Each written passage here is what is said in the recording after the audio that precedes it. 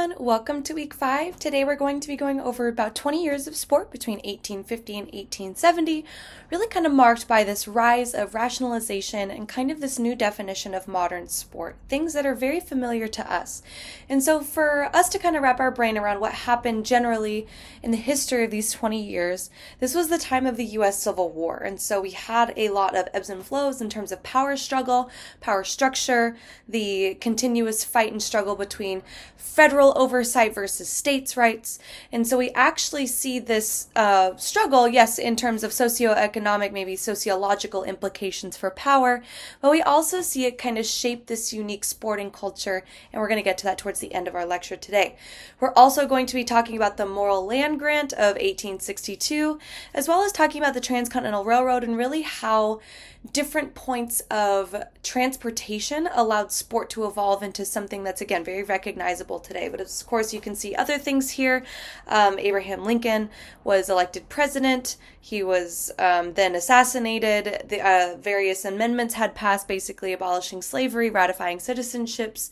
But we still have issues of racism during this time that is formed into, again, things that still have modern day effects. But in terms of sport, we see that the predominant, very popularized sports during these 20 years are baseball, rowing, yachting, and football. So again, we see the continued growth of sports that we've seen before, like baseball, yachting.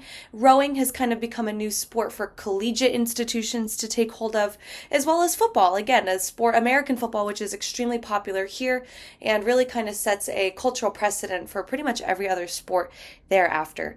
We still have the effects of muscular Christianity, and we still have physical education being a space to learn not just physical wellness, but also characteristics of American development.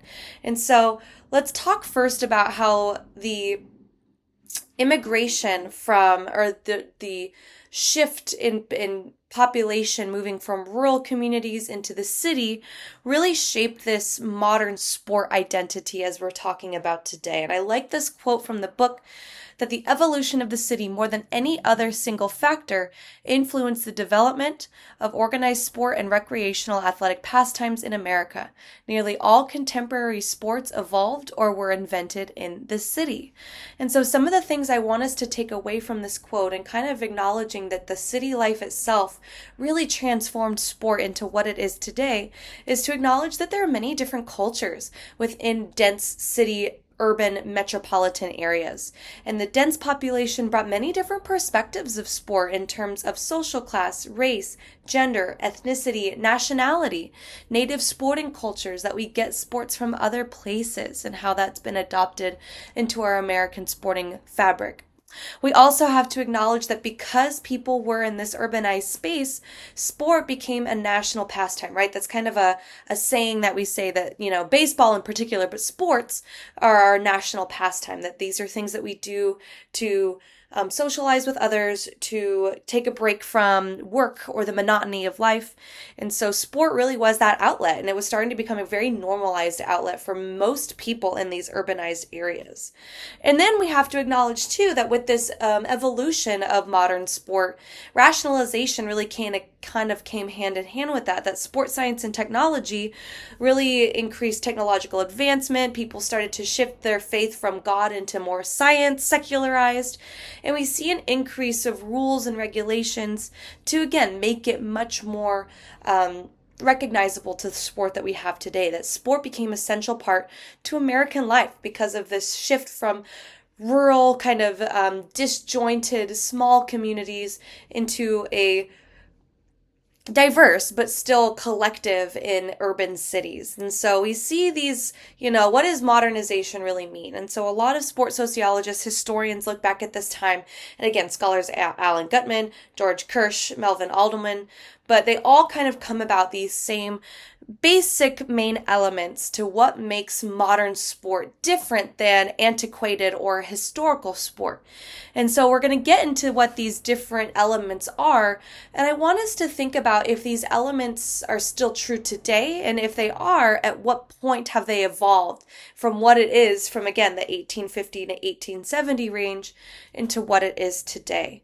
And so when we consider, again, this whole chapter is marked by this idea of rationalization, which basically means that actions should be based on reason.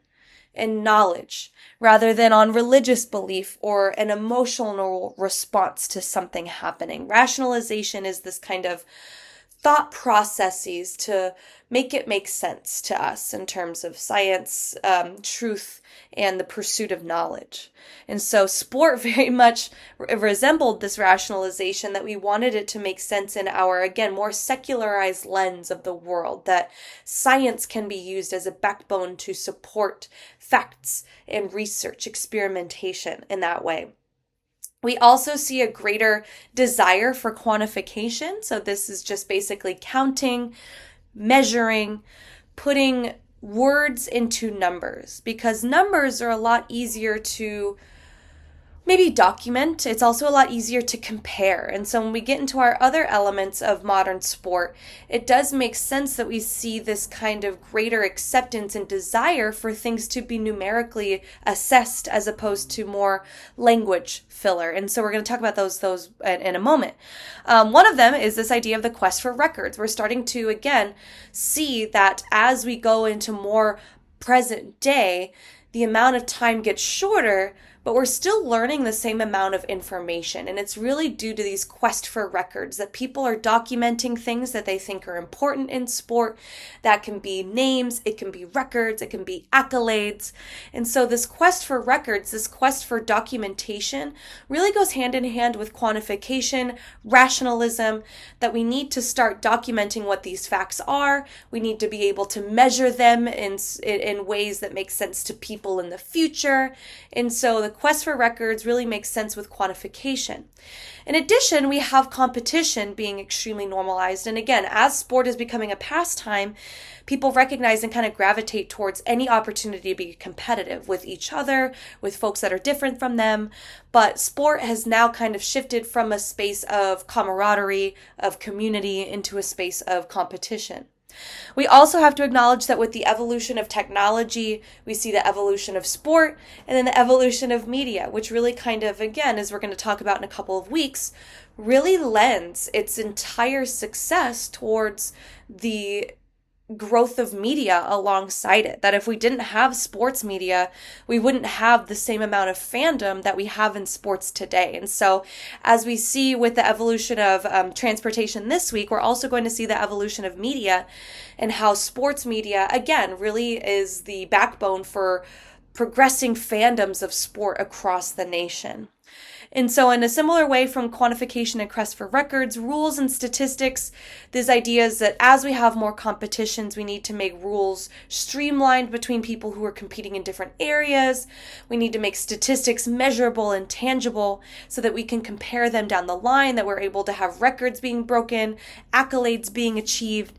And so all these different elements, again, were identified in this era, 1850 to 1870, but you can make the argument that a lot of these, if not all of these, are still relevant to our, again, today, modern sports in our years that we're talking about this information. And so I want us to, again, kind of think of this as the shift away from, again, more community-based sport, more splintered factions of how people play sport, into this adoption of modern sport, which is, again, very rationalized, focused on numbers, the quest for records. It's extremely competitive. Media proliferates the fandoms of sport, as well as rules and statistics to kind of gather comparable, measurable statistics to see how things have progressed. And so, like I mentioned earlier, there's going to be a lot of evolution of technology that influences the growth of modern sport. And so there's two main types that happen during this era, one being transportation and the other being media, as we've discussed before. But transportation, particularly train systems, were transformational in really how people had access to play sports, watch sports, and there's different types of train systems that lent their support for the sport structure overall. We first have intra-city railroads, which are like subways within metropolitan areas, and these within city systems really allowed athletes and spectators to play and watch sports farther away in the city, which again, depending on your socioeconomic standing, a lot of people previously had to walk to these places. And if it took a long time, if you were working all day, if you didn't have the financial means to take off of work or to just pay to watch sport, it was really hard for people to go and do and watch these things. And so intracity railroads were transformational for local fandoms. And then intercity and interstate railroads made it possible to connect larger geographical spaces that at one point were just impossible really to have structured competition in sports. So intercity or interstate railroad, it's something like that, is something called the Transcontinental Railroad that was coming about during this time. But you connected the east versus west, you connected the north versus south. And so particularly with the North versus South, this was, preluding the Civil War. And so sport, as we're going to see many, many examples of this, as we've seen before, was kind of a way to act out pseudo warfare. And so there are many examples in this era as well, where Northern athletes and Southern athletes kind of hashed out the tensions that would be felt eventually by the Civil War. And we really have to thank intercity and interstate railroads for that access.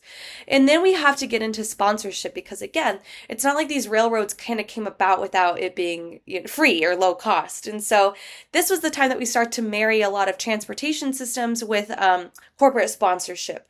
And in particular, the rail companies actually sponsored some of the very first intercollegiate sporting contests. The one in particular, which we're going to talk about in a moment, Harvard versus Yale rowing. So they actually held a regatta. And so not only did these railroad companies have extreme power and influence over transportation for citizens, but it was also a way to kind of validate sports as being a space of commercialization, right? This was a space that was created by money for money, but it was also kind of another way for them to be advertising themselves, that they were the ones that put on the sporting contest. If you went to the sporting contest, it was kind of free advertisements for these rail companies. And so sponsorship is something that is, again, very recognizable today, but really only started during this modern emergence of sport. So transportation was one of the technological advancements of this era, but also was media. And so during this time, media was relatively rudimentary to consider comparisons to what we have today, but things like books, newspapers, magazines, telegraphs, and other ways in which people started to grow their fandom. And different media outlets had different media pursuits and goals, in which some of these media outlets talked about utilizing sport as means to develop health, right? So kind of continuing off of our antebellum health reform last week, that sports can be used to make people healthful and fulfill the prescribed gender roles in American society. So a lot of health reformers utilize sport media to tout the importance of sport, as we saw last week. But we also continue seeing sport for different age groups and for different gendered groups, right? So there were often books that described sports specific to entire groups of people. So as an example, we have documentation of books being titled Athletic Sport for Boys, New Gymnastics for Men, Women, and Children. So offering sport for all demographics of the United States, but still within those gendered expectations of what a girl can do, what a boy can do, what a woman can do, what a man can do. And again, these are usually generally geared towards white Americans, although we did see a bit more expansion, as we'll see in a moment, of other groups having access to sport. And then kind of in the same vein of sponsorships, we also see sport education and advertisements within this media as well. So a lot of media allowed people to not only read up on sports rules, learn about playing technique, but we also started to see, again, a larger presence of advertisements for sporting equipment, as well as health benefits, sports scores, and statistics that kind of evolved from our agricultural media that we talked about last week, but now it's more mainstream to pretty much everybody that absorbs sports media.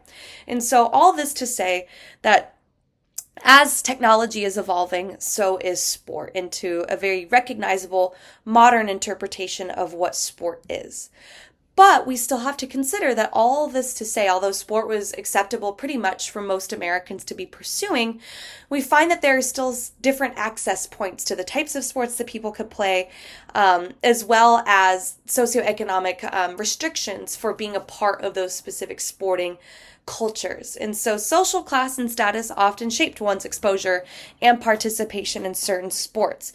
And so when we consider upper class sports, we see that these sports who were played by upper class people, again, the most affluent, financially liberal in that sense that they're able to spend a lot more money on sport or leisurely activities, they tend to play and watch sports that reaffirm that affluence and financial power. And so when you consider sports like yachting, rowing, and racket sports, they tend to be extremely expensive, and they tend to be kind of gate kept behind membership fees, club dues. And so it's really only for folks that could afford the time to play these sports, but also can afford the money that goes into not just the sport itself, but kind of the affluent community that you're buying into. So to get into a little bit more detail of each of these sports, yachting, which is the old term for modern day sailing. So for sailing, that a lot of us are familiar with at the Olympics, it was at once point called yachting. And so yachting was a very prestigious sport for wealthy male elites within yachting clubs. And I bring up John Cox Stevens because he founded the New York Yachting Club, which really kind of set the precedent for many other larger cities' yacht clubs and kind of sailing clubs that we see today, even in Long Beach. And so John Cox Stevens was the one who founded one of the largest, and again, set the precedent for many other yachting sailing clubs after. But he founded the New York Yachting Club and saw the sport to dominate others. And I want us to be very mindful about how he dominated others. So one, again, when you consider the elements of modern sport, competition is one of them. So he was like, okay, I want to dominate others in the sport. I want to be really good at this sport. I want people who are in my club to be really good against other clubs.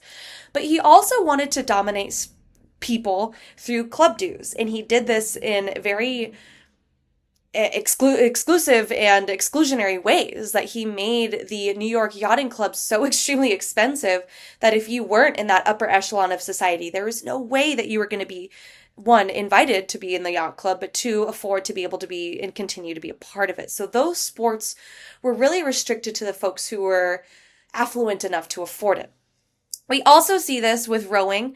Rowing is a popular sport, more so on the East Coast, but we do have it within the West Coast, particularly on the coast as well.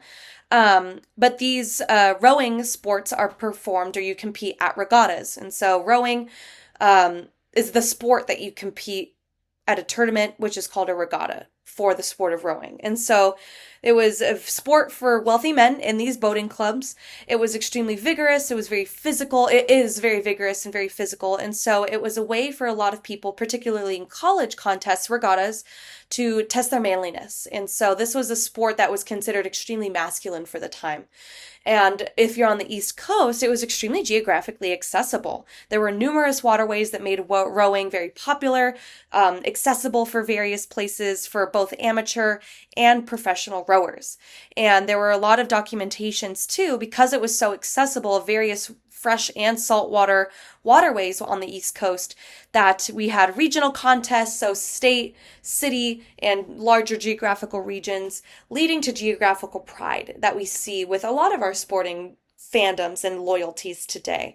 And so not only do we have a well-documentation history of where people played, how people played, at what point, but we also have the history of these various clubs, these various athletes, and other contests. And so I bring all this up not to give you all those details, because, if you read the chapter textbook, it is extremely rich in detail for things surrounding the sport of rowing. But I want us to reaffirm these values of modern sport, that they're record keeping and they're quantifying these records, these statistics, these names, these contests, because now it is becoming part of our sporting culture to document these things, especially for popular sports. And then we finally have racket sports, which is an exclusive sport for the elite upper class men within racket clubs. And so just like yachting clubs, we have rowing clubs and racket clubs.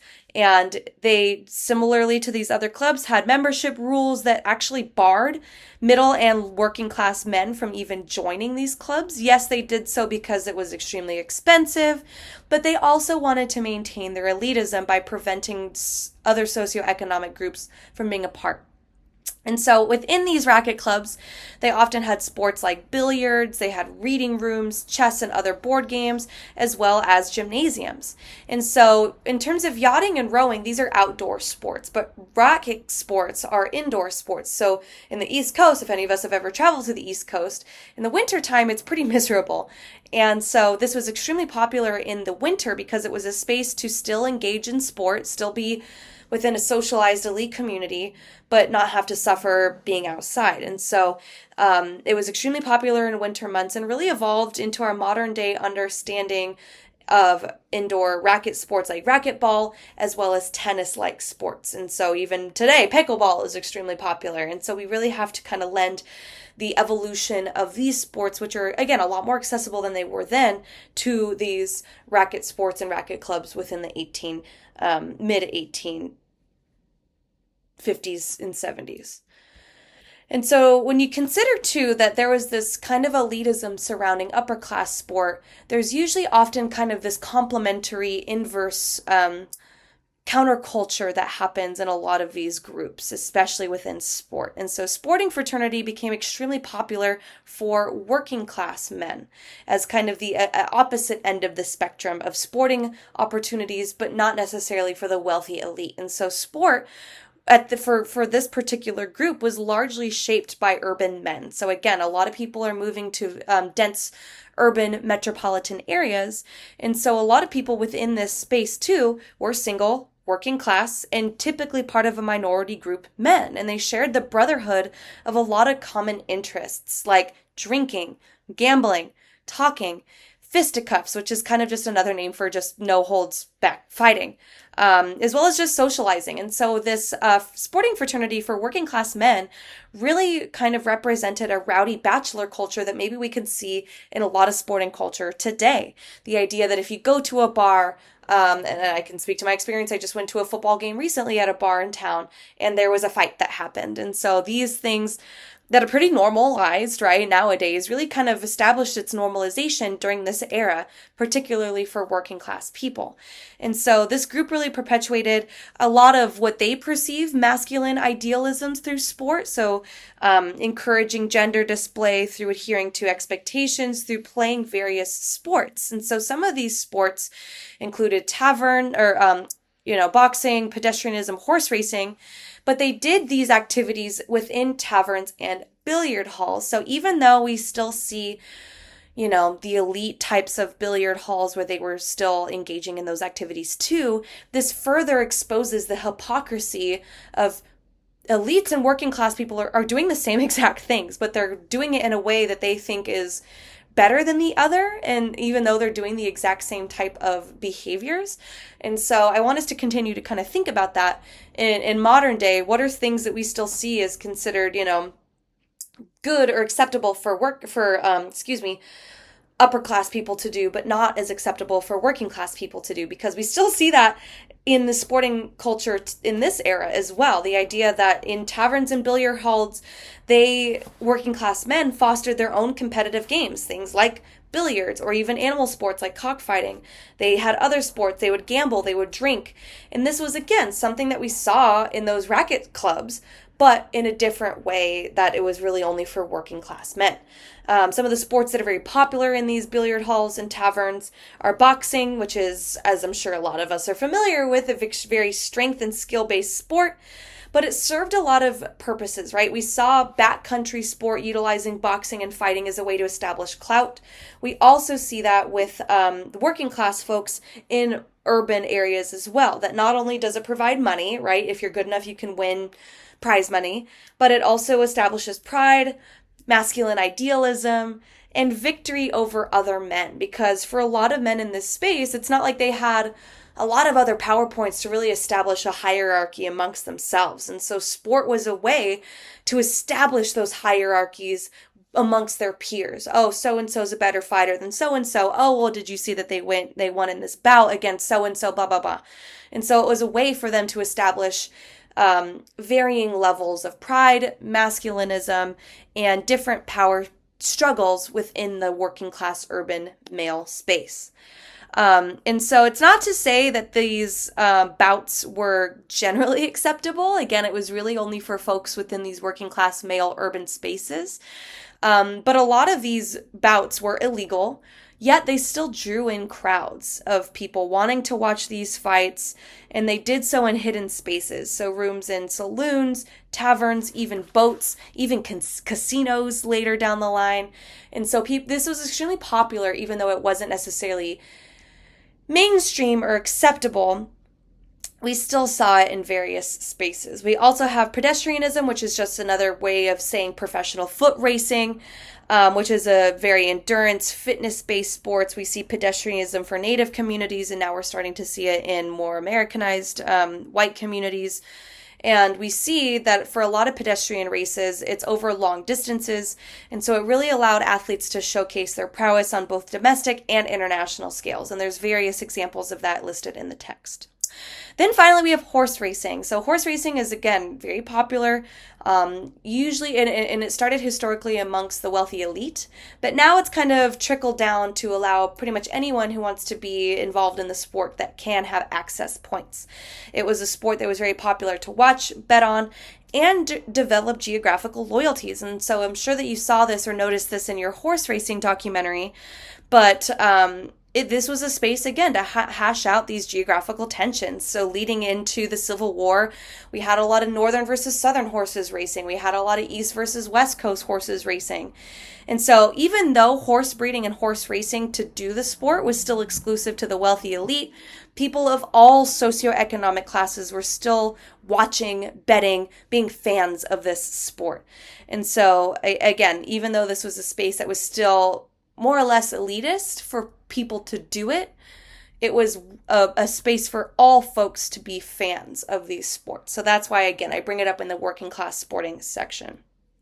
So we talked about upper class, we talked about working class, and now we're going to see this unique middle class sporting culture evolve from what we talked about last week, like with dueling and yachting.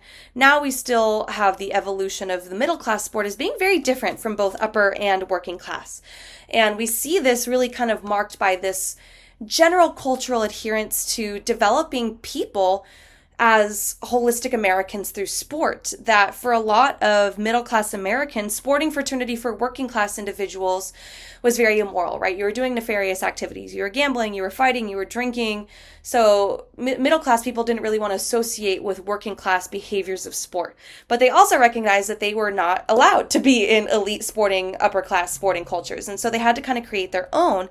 And so muscular Christianity that we talked about all those weeks ago was still extremely appealing to them. The idea that they wanted to develop Americans in the mind and the body and the spirit. And so a lot of these men still held on to these very traditionalist views of sport, that sport actually became a tool for conversion.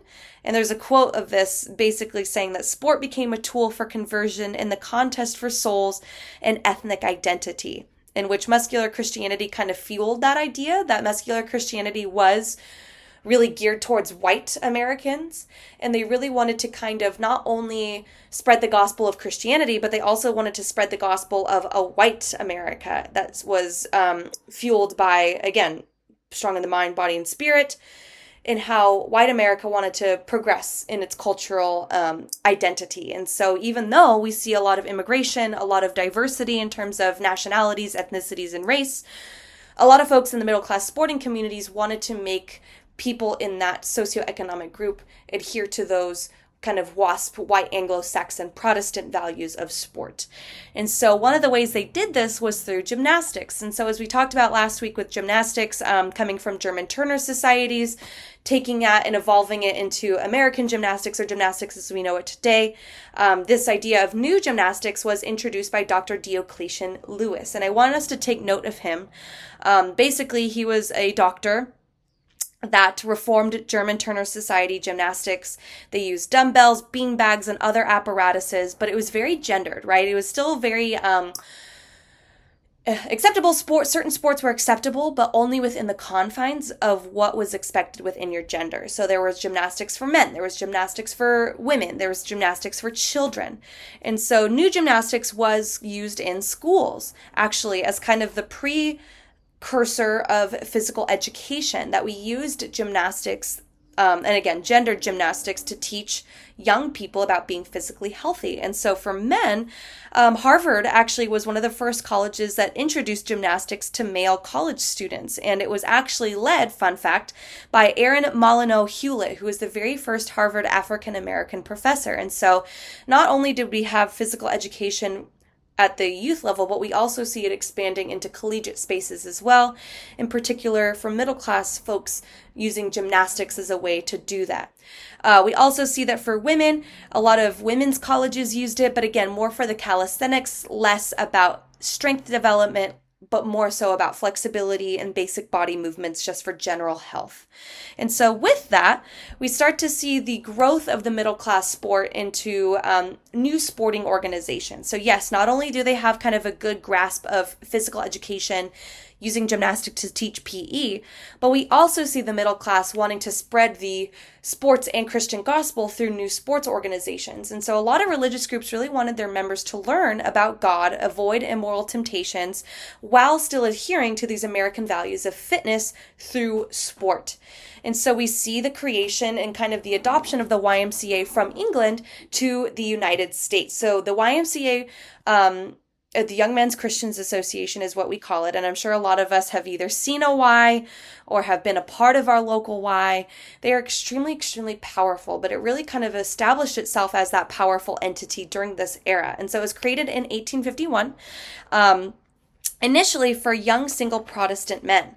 And it changed purposes because initially it was created as a safe space to avoid temptations like gambling, drinking, dance halls, that were very common in these urban metropolitan cities, that they wanted to provide a space for these young Christian men, white Christian men, to have a space to still fulfill their Christian obligations of being American citizens. And so they provided this safe space for people to reaffirm their religiousness, their Christian faith.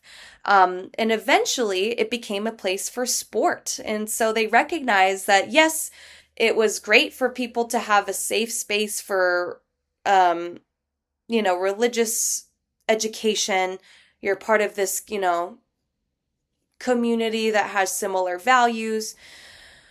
But they recognized that that wasn't necessarily very popular in this time, that people really wanted to, do the things that were more fun for them. And that was gambling, that was drinking, that was playing sports. And so the YMCA shifted its purpose to not just being a safe space for religious adherences, but also be a space to enjoy fun, but not doing those nefarious activities that come with sports, right? So it was, yes, sports can be good, right? We saw that with muscular Christianity, that it can develop the body as well as, mind and spirit, but not necessarily have to be within the gambling, drinking, debaucherous activities that we see for a lot of other sporting cultures. And so it was a place that was initially a safe space for religious devotion that shaped and evolved into a space of sport to shape young men into moral athletes and men. And so the YMCA became kind of this pillar, a very recognizable American institution. Although it wasn't American initially, it was English, and it spread to a lot of other actually international recognizability. But it was also a way for people, particularly ethnic and national minority groups, to feel welcomed into a mainstream America. And so if you can see in this picture, for predominantly Asian or Asian American communities, they had their own YMCAs because they wanted to have more acceptance into mainstream white America. But it was extremely, as you're going to see in the documentary, very restrictive on the folks who were allowed to be a part of the YMCA. So again, initially it was for young men who were Christian, and initially only white people could be a part of it. And so because of that, they recognized that it was a very powerful place to not only reaffirm your religious ideals, but also make people stronger. And so because Jewish people were not allowed to be in the YMCA, they created their own kind of counterpart to the YMCA called the Young Men's Hebrew Association, so the YMHA. This was created just 3 years after the YMCA was created for young single Jewish men. And it held many different purposes. One, it was a safe space too, but that it was a safe space for Jewish men to escape anti-Semitism within the United States, which was very rampant at the time. They also wanted a space to encourage muscular Judaism as kind of, again, a counterpart to muscular Christianity, to combat a lot of stereotypes that Jewish people were weak and scrawny. And so they wanted to utilize the kind of same tenets of the YMCA to have it be a space of religious adherence, right, but for Judaism, as well as a space that says that sport is acceptable to develop holistic, robust men in their communities, in their religious communities. And so the YMCA, the YMHA were only allowing men to be a part of it. And so for a lot of women who still wanted to accept and enjoy the benefits of these groups, they created their own women's specific groups, the Young Women's Christians Association, YWCA, as well as the Young Women's Hebrew Associations, YWHA. And so again, women were not welcome to their own religious respective Y clubs, so they created their own. And then eventually they were allowed auxiliary membership to their male initially groups, but that took time. And again, it was very gendered what they were allowed to actually do. And so the YMCA was a very powerful institution, really kind of establishing itself as this American kind of pillar of developing character, of developing sport, holistic bodies. And so that is our documentary for this week. And so the history of the YMCA, America's Haven, explores a lot of really interesting parts of the history of the Y. That not only does the Y have a sport and recreation that a lot of us are very probably familiar with, but they also have educational resources like cultural alignment classes. Again, the idea that they wanted ethnic and national minorities to become more or less whitewashed. These are still things that we see. Yes, it's kind of in the altruistic sense of they want to be more, they want to educate people on kind of how America runs so that you feel more comfortable, more educated in how you go about your life in this new American space for immigrant families. They also offer job training, family needs care. But as you go into this documentary, they actually very explicitly talk about the goal to Americanize immigrants. Through Protestantism, through whiteness, through American sports. And so I want us to kind of take note of all the times that they bring that up as kind of this, altruistic sense, right? Kind of similar to Manifest Destiny as kind of a rationalization to conquer Native communities. We still see that in a very soft cultural way through sport, specifically with the YMCA. So take note of how many times that you see that. I think it's really interesting that we still see a lot of these idealisms of conquest now in different ways, specifically within this group. But I want you to watch these two clips from 0 to 18 minutes and then 37 to 41 minutes. You're more than welcome to watch the whole thing. It's on YouTube. It's accessible. But while you're watching these clips in particular, I want us to take note of what sports were created at the YMCA and why, what were significant historical events of the YMCA, and what groups were excluded from the YMCA, right? We talked about a few in terms of how the book talks about those exclusionary traits and characteristics, but so does the documentary. And then another fun fact, the YMCA triangle was explicitly, as we've talked about, informed and educated by muscular Christianity. And so when you consider the three tenets of muscular Christianity, it's strength in the mind, strength in the body, strength in the spirit. So these three kind of core pillars of what make muscular Christianity what it is also how the YMCA actually branded itself. And so as you can see here, and again, they're going to get into this in the documentary as well, but the YMCA iconic triangle is the visual representation of those three pillars. Again, a strong in the mind, body, and spirit. And they have it as an inverted triangle, as you're going to learn about, because they didn't want to prioritize one over another. Because if you have a triangle, like traditionally, there's a top thing and then there's two bottom things, right? They didn't want that. And so they basically inverted the triangle because they recognized that being strong in the mind, body, and spirit were all related to one another, but also as equally important. So again, let me know if you have any questions about the documentary, and I hope you all enjoy it. And so now we see, again, as we talked about in the very beginning, of growth of popular sports. We already covered rowing, we already covered yachting, but now we're starting to see the growth of American team sports, right? Because rowing, yes, is a team sport. It's much smaller. Yachting could be a team sport depending on how you kind of go about it.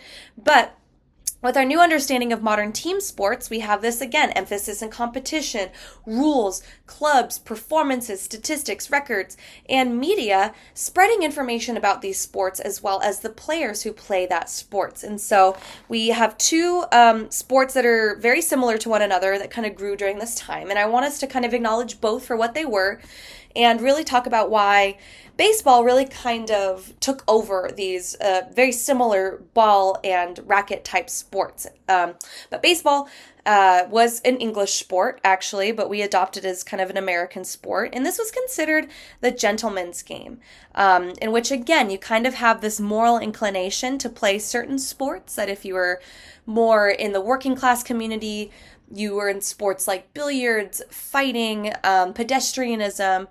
But if you were in upper class sports, you were in yachting, rowing, sports like that. But baseball was a very moral alternative for all socioeconomic groups. Again, typically for middle class folks. But we start to see this expand in many different spaces. And the reason why baseball in particular was very old in this sense is because it was very well documented by the rules in which a particular sports team actually played it. And I love this story, and I think it's very interesting that we have to thank Alexander Cartwright. He is considered the father of baseball. And the reason why is because it's not like he invented it, right? This Alexander Cartwright was an American, but baseball came from England. The reason why Alexander Cartwright is considered the father of baseball is because he wrote down the rules of how his team played baseball. And that was, again, pretty revolutionary for this time. But to give you some backstory, Alexander Cartwright was a bank clerk, so he wasn't even a fully fledged full-time professional baseball player. He was a bank clerk and the New York Knickerbockers baseball secretary. So the New York Knickerbockers baseball team was a team at the time. He was their secretary, right? He was, one of the administrative positions for this professional team. And what he did that was so important to the development and acceptance of baseball being an American sport was because he documented how they played it. Because there were really a lot of challenges to play between cities, people kind of endemically kind of developed their own local way to play these various sports. So how Philadelphia played baseball was different than how New York played baseball, as was very different than how Boston played baseball, because one, media was very limited, right? They probably didn't really have access to this mainstream mass media production of how to play certain sports. But they also didn't have transportation before this era to really compete against other teams. And so as transportation developed, they came into these kind of rifts where, let's say, a baseball team from New York and Philadelphia played against one another. They actually had to sit down before the game even happened and decide how they were going to play the game, because they had different rules about how they were going to play their own respective games. And so they had to pre-establish these rules before the game even started. And so Alexander Cartwright was very committed to his documentation of the rules of how New York plays baseball. And so because New York was extremely powerful as a city, as kind of an international presence, the New York rules of baseball eventually were adopted everywhere. And it was really due to, yes, the evolution of media being more accessible, the evolution of transportation making it necessary to have a consensus for how you play these sports. But it also was a way to beat out these other regional rules. And so it established that these sports could be played in many different spaces. And so because these rules were now considered how you play the sport, there were no other regional ways. This was how you played it. There was a huge professional expansion because everybody was able to kind of play the same sport now for the first time. And so in 1858, there were 22 teams, professional baseball teams in New York alone. They formed what we call the National Association of Baseball Players, and they actually began vying for professional titles amongst themselves. They had recruitment strategies for the best athletes within the area, and they had a lot of elevated contests, things that, again, would lead down the line into pennant competitions for the National League and the American League, and then eventually into things like the World Series of baseball. And so with that, it's important to recognize that from, again, 1858, there were 22 teams in New York alone. By 1866, so 8 years later, there were 212 professional baseball teams in varying states surrounding the New York area. And so professional expansion was huge. Now that we knew the rules of how to play the game, now that we had the transportation to be able to play different people, not just the same people over and over and over again, and we have the opportunity to have money in this space, that's where we have a huge professional expansion with baseball in particular. It was a very well documented old sport because of these various reasons. And we actually also have to thank the Civil War for popularizing the sport for varying groups. It was a very common pastime for Northern soldiers, right, in New York, Boston, other metropolitan areas, and New England area. And so they would actually play against Southern prisoners of war. So after the war, people were captured. Southern soldiers actually learned it from Northern soldiers as they were captured. And so the Civil War popularized the sport not just within the East Coast, but also in southern states, and then eventually to the West Coast as well, as the Transcontinental Railroad brought in that culture with it. At the time, we also had cricket being a popular sport. It was very elite. It was really only for middle, upper class men who believed that there was a moral good in playing cricket, social good, as well as vocational values that can be developed through the sport. And it was actually considered the very first major organized team sport before baseball even really established itself. It kind of came about in the 1840s. It really grew in popularity because there was international competition opportunities, right? It was very popular in England, and then through England, through their colonization, their conquest, you had various places like India, Australia, New Zealand, just to name a couple off the top of my head. And so it was popular because it was international, right? But it wasn't as popular as other sports, particularly baseball, because at the time, we're still trying to fight for this newfound American independence. So we wanted to have a lot of sports that represented our nationalistic idealisms. And so baseball did a really good job of representing these ideas of it being a gentleman's game, but it also being very commercialized, that it is very competitive. And so because America really wanted to seek international independence, they wanted a faster, more aggressive game in which baseball embodied very well. And so even though cricket was one of the earliest sports that Americans played, it didn't really stick compared to other international contests, because baseball, really, if you've seen baseball and cricket side by side, they're very similar in kind of the function of the game and the equipment of the game. And so basically what people said, for all things considered, it was very similar, but it was more Americanized than cricket was. And so that's why baseball kind of superseded its popularity. Golf and tennis also surpassed cricket for elite type sports. And so although cricket, again, I want to lend it to what it was. It was popular during this era, but it eventually fell out of favor for baseball and other more Americanized sports. And so with that, we start to see the beginnings of intercollegiate sport, right? We have the emergence of physical activity with gymnastics, very gendered sports. And so with that, we have the three main most popular sports during this time for college: rowing, baseball, and football. And so for rowing, again, this was very popular for middle and upper class men and boys, and really established this very strong intercollegiate rowing tradition. And again, it's very strong back east.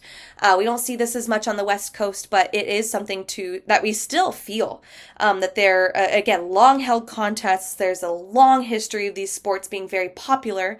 And so it very much established a very strong tradition within the intercollegiate space for sports. Yale was the very first intercollegiate rowing team in 1843, followed by Harvard in 1844. And so they kind of established their own rivalries because they were the two first teams to really establish a strong collegiate rowing culture. And so in 1852, we had our very first intercollegiate competition between Harvard and Yale, in which Harvard reigned victorious and then has kind of set the precedent, the tradition, the competition for centuries, or decades and then century thereafter. And so there were many rematches amongst themselves, as well as other universities that started to create their own rowing institutions, as well as international competitions as well, in which we have the College Union Regatta. That was between not only American teams, but also English teams. And so we actually saw Harvard compete with Oxford in London in 1869. That not only sparked fandom, but also encouraged international competition between America and England, even though Harvard lost. And so it's still, again, pseudo warfare of the Yanks versus the English. Kind of fighting back against, again, the Revolutionary War times, using sport as a way to kind of do so. We also have baseball, which came about during this era. The very first intercollegiate baseball competition was between Amherst College defeating Williams College in 1859. And similarly to professional baseball, the two teams actually had to meet the day before, or the day of, actually, before the game started, because they had regional differences on how to play the sport. And so it wasn't as popular as rowing. Rowing is a very straightforward sport. And so for baseball, it took a little bit longer to gain that traction compared to rowing and its popularity. Similarly with football. So football gained a lot of intercollegiate fandom in the later half, or the later part of this decades that we're talking about. So in 1869, the very first intercollegiate competition was between Rutgers University and Princeton University. But again, baseball and football were not even close to the popularity of rowing. Rowing really was extremely popular, very established, and that tradition still exists today. And so, like I mentioned earlier, the Civil War not only had very strong, political, cultural ramifications for the United States, but it also fueled how we were able to enjoy certain sports and what sports kind of became Americanized during this era. Generally, we found that most major sports were halted in terms of professional opportunities. Yes, professional baseball was around, professional boxing was around, pedestrianism, but for the years of the war, most major professional sports were halted. Because people were off doing to provide for war efforts. And so we find that, yes, professional sports were halted on the grand scale, but on smaller, more community municipal areas, we find that sports were still being enjoyed, in which baseball, boxing, horse racing, wrestling, swimming, hunting, and fishing were still enjoyed throughout the war, again, in more local areas and even by the soldiers themselves. And so it actually inspired a lot of men to pursue professional sport after the war by joining various clubs and then pursuing professional opportunities. And so the Civil War still reaffirmed these ideas that, again, just like the Revolutionary War, Americans played sports, and we did so through various ways. And so we found that, again, we also found this to be true with the Revolutionary War as well, in the War of 1812, that there was a lot of people who died during the Civil War. The high death count, either from battle or disease from the war, really created a desire for more robust American soldiers, right? More physically fit, more able to withstand the trials and tribulations that war, disease could, impact communities, right? Because if people were dying, they weren't fulfilling their American gender roles. And for men in particular, they weren't soldiers, right? Because they died. But they also didn't become politicians or businessmen or leaders in our community. And so what happened is a lot of people within the government, particularly within our military, recognized that people who were athletes or were more physically fit through sport were better soldiers. They survived, right? They were able to be more physically fit, but they also were more keen to developing characteristics that made them good soldiers. So like characteristics that we have with sport today, that if you play sport, you have to learn good communication skills. If you play sport, you have to learn about group goals versus individual goals. And for war, the group goal is to defeat the other person, right? Very similar to how you can maybe make that argument for sport. And so one of the things too that made athletes very good soldiers was that their subservience to authority, right? They had coach, they had trainer. And so for war efforts, athletes who were soldiers were better and they lived longer. And so that created the Morrill Act of 1862, which basically was a initiative passed that dedicated land to be used to developing new universities. And basically, these new universities would ask the government for plots of land to create this university to develop the mind, body, spirit. But they had to train the students who went to these universities as athletes. They had to establish athletic programs with their universities. And so I love bringing up the Morrill Act because not only do they have to train morally and physically fit men so that they can become better soldiers, more productive members of American society, but this really married our connection between school and sports that we don't really see on as grand of a scale that we have in America compared to other places across the world. And so, yes, this started just with universities, right? But it really trickled down into high school sports, middle school sports, club sports for young people. And so the Morrill Act, again, really established this connection between academics and sports together in America. And with that, created some of the most prolific sporting programs that we've ever seen. Some of the universities that came out of the Morrill Act of 1862 are Penn State, University of Michigan, University of Maryland, Ohio State, the Ohio State University. And so this integration of athletics and academics for young men to not only fulfill their purpose of training, they're studying, they're physically robust, so they're able to be better soldiers, and really just want to be better leaders in America. This, and again, trying to establish ourselves as this new world power. And so the Morrill Act was very transformational in this kind of adherence to, yes, school and sports together, but this was actually necessary for Americans to be good Americans. And so I really like bringing up the Morrill Act, but please let me know if you have any questions about this week. But let's go ahead and go over our review. So this week we learned about how technological advancements of transportation and media influenced sport. We also understood and learned about how socioeconomic classes gravitated towards certain sports and why. So for upper class folks, think about collegiate influences and elitism with rowing and yachting. For middle class, consider ideas of morality, temperance, and religious inclinations to the types of sports that they played. For working class folks, think about the influences of sporting fraternity and morality and the types of sports that kind of reaffirmed those behaviors. We also covered how the Civil War affected popularity of certain sports, general perceptions of sports during that time, and then know what the Morrill Act of 1862 is, and really kind of how it has affected a lot of our, again, today, modern day, sporting institutions. So please enjoy the documentary. Please let me know if you have any questions this week. Next week, we're going to be covering a new 20 years of sport between 1870 and 1890, new identities and expanding modes of sport in the Gilded Age. So we're getting into the Gilded Age and those financial ramifications and government oversight of sports. So again, let me know if you have any questions, and I'll see you all next week. Bye.